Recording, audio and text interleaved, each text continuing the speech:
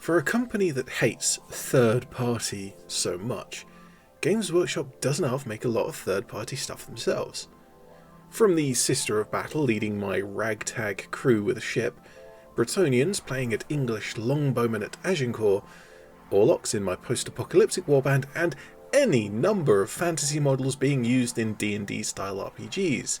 Any model can and should be used outside of its intended game, because of the sheer variety of models that are available in the hobby right now.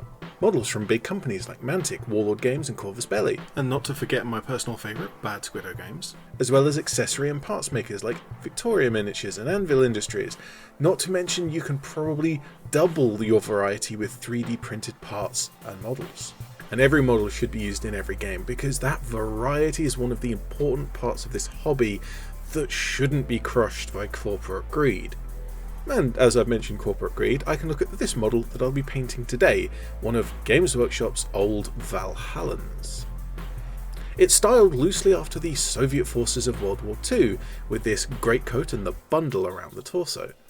As I'm already making a bolt-action Soviet World War II army, well, this would be a great model for bulking up the numbers. It was, for a time, part of my scratch regiment of Imperial Guard, using models from all over, but since I started my Gaunt's Ghost project, I've rebuilt and repainted everything else, leaving this Valhallan on its own as the only one that couldn't fit in the Tanith army. The first step in repainting this third-party model is to clean off the existing, quite terrible paint job, and acetone will do the trick in a few seconds.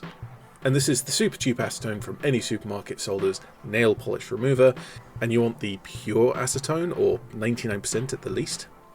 But only use this on metal models, as acetone also melts polystyrene pretty quickly. Some resins are okay with acetone and some aren't, so err on the side of maybe not melting your models. Now to throw it back on the base, prime and paint. And that means I can talk about the colour scheme I've gone for my Soviet army so far. I mentioned in a previous video that I specifically went out to buy tan primer to get ahead with the painting, as tans and browns would be the majority of the colours on each of the models. However, as you can see, the tan is pretty much just an off-white, which won't be too much of a trouble as I have plenty of tan and brown and yellow and green paints to work with. And so my main effort at first is to separate as many of the sections of the model with variations of those colours. As if painting everything the same tan, it just becomes visually uninteresting when all of the pieces kind of melt into one lump.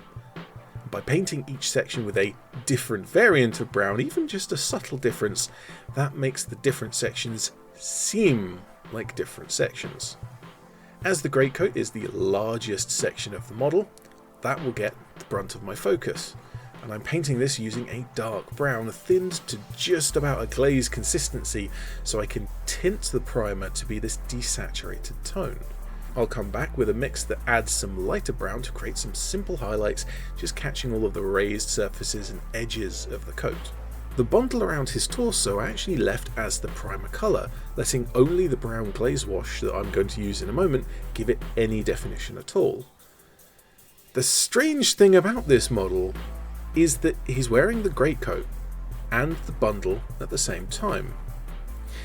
But you see, that bundle, it is the greatcoat, or it would have been in the World War II era. In summer, the soldiers wore the greatcoat rolled into this bundle so that it wouldn't get lost or left behind, and it can be used to carry small personal effects. And there's also the old soldier's rumour that it'll stop a bayonet. Well, after the ink wash to the whole model, I just had to clean up a few little bits here and there to keep the detail and to add back in some of the brightest highlights. I always leave the face until after the wash because it's far easier to paint that way. And the rifle's barrel will get painted with a scratchy, cartoony, non-metallic metal style. Again, for some strange reason, I've set myself the challenge to paint this entire Soviet army with non-metallic metals. There is this general misinformation that non-metallic metal is super hard or something and only pro-tier painters should even attempt it.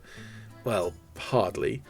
Paint it grey, wet blend in some black and white, panel line in black and edge highlight with white. Just give it a go. It won't be perfect on your first attempt, but it doesn't need to be. Even my style here is not the super elegant pro painter style, but nor is the rest of my speed painted Soviet army, and so this non-metallic metal fits in really nicely. And it looks better than my 20-year-old metallic paints. And there, in no time flat, is the model done, painted well enough to hang out with the rest of my cold weather greatcoat models. Third-party models are important to this hobby, almost more important than models that are intended for the game. And you're allowed to enjoy the games you enjoy and like the models you like, but don't dismiss everything else because it's not what you like. Keep that in mind. But for now, I'm ED-SKaR, always will be, and thank you for watching.